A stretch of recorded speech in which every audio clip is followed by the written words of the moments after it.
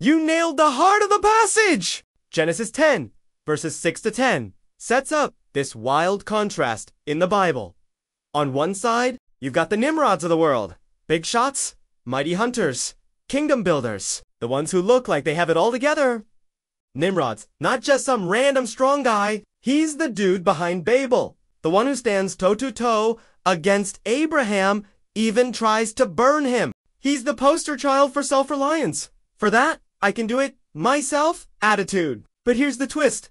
God's not impressed by all that muscle and hustle. The Bible keeps showing us that the people who actually get used by God are not the ones flexing their spiritual biceps. It's the weak, the ones who know they can't do it on their own. Abraham, who ran away and even sold his wife out of fear. David, just a shepherd boy facing giants. Moses, a murderer with a stutter.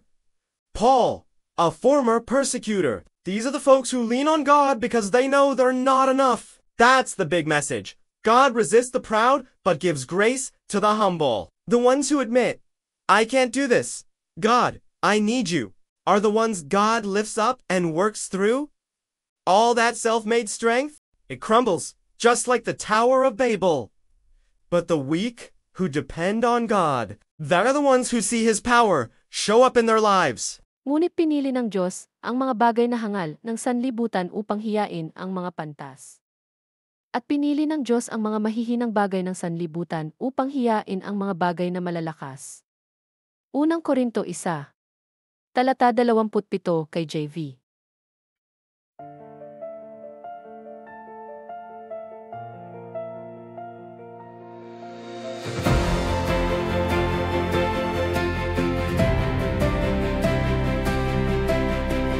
Tumpak na tumpak ang iyong pagkakaintindi sa puso ng sipi.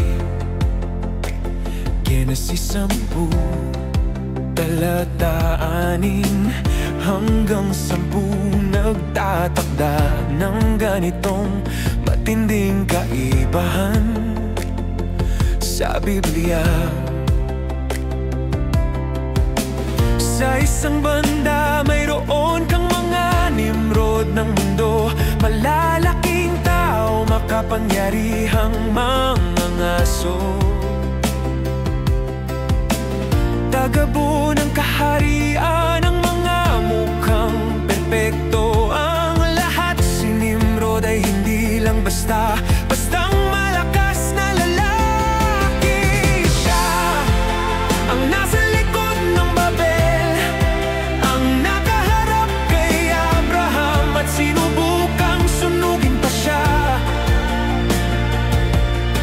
Siya ang perpektong halimbawa ng pagiging self-reliant, ng kaya kong gawin mag-isa na sa loobin. Pero heto ang twist.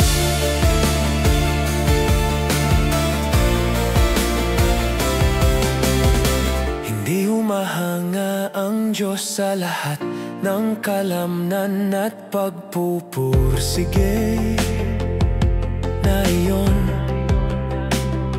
Patuloy tayong ipinapakita ng Biblia na ang mga taong talagang ginagamit ng Diyos ay hindi ang mga nagpapakita ng kaniwal na lakas. Ito ang mga mahihina, ang maalang nilang hindi nila kayang gawin ng mag-isa.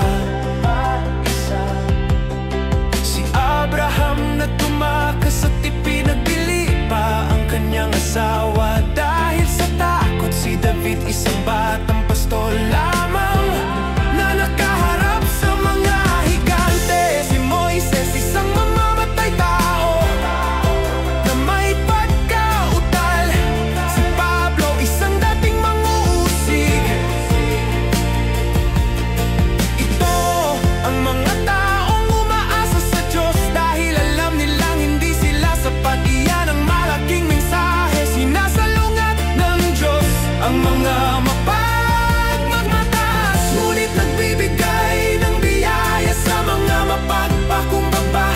Ang mga umaamin, hindi ko kaya ito, Diyos, kailangan kita, ay ang mga mga itinataas at ginagamit ng Diyos. Lahat ng lakas na pinaghirapan mo, gumuho ito katulad ng tore ng Babel. Pero ang mahihina na umaasa sa Diyos, silang mga nakakakita ng kapangyarihan niya na nagpapakita sa kanilang buhay.